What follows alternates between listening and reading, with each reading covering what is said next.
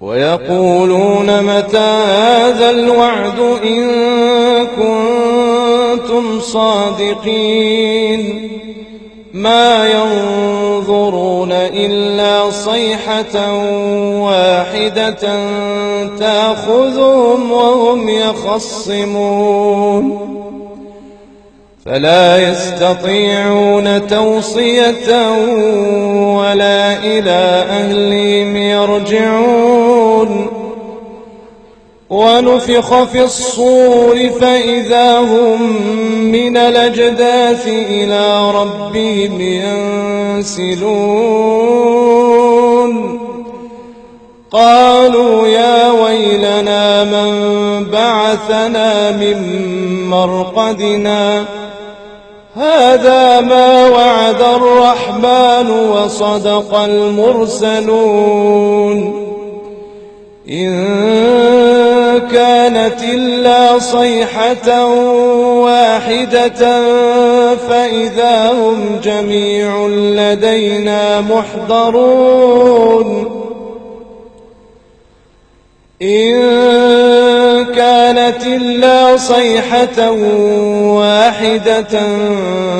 فإذا هم جميع لدينا محضرون فاليوم لا تظلم نفس شيئا ولا تجزون إلا ما كنتم تعملون إن أصحاب الجنة اليوم في شغل فاكهون هم وأزواجهم في ظلال على الأرائك متكئون لهم فيها فاكهة ولهم ما يدعون سلام قولا من رب رحيم وامتازوا اليوم أيها المجرمون ألم أعهد إليكم يا بني آدم ألا تعبدوا الشيطان إنه لكم عدو مبين وأن اعبدوني هذا صراط مستقيم ولقد ضل منكم جبلا كثيرا أفلم تكونوا تعقلون هذه جهنم التي كنتم توعدون اصلوها اليوم بما كنتم تكفرون اليوم نختم على أفواههم وتكلمنا أيديهم وتشهد أرجلهم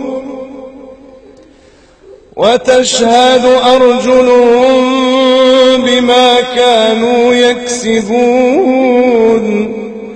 ولو نشاء لطمسنا على أعينهم فاستبقوا الصراط فأنى يبصرون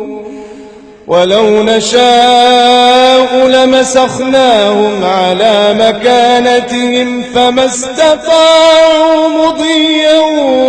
ولا يرجعون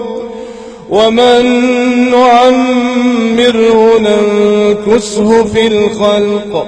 أفلا تعقلون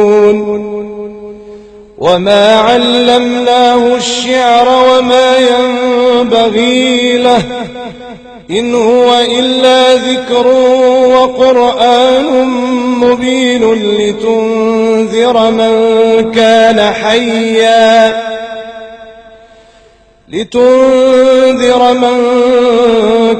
حيا ويحق القول على الكافرين أولم يروا أنا خلقنا لهم مما عملت أيدينا أنعاما فهم لا مالكون وذللناها لهم فمنها ركوبهم ومنها يأكلون ولهم فيها منافع ومشارب أفلا يشكرون واتخذوا من دون الله آلهة لعلهم ينصرون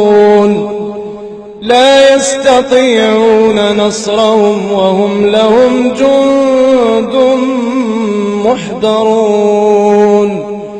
فلا يحزنك قولهم إنا نعلم ما يسرون وما يعلنون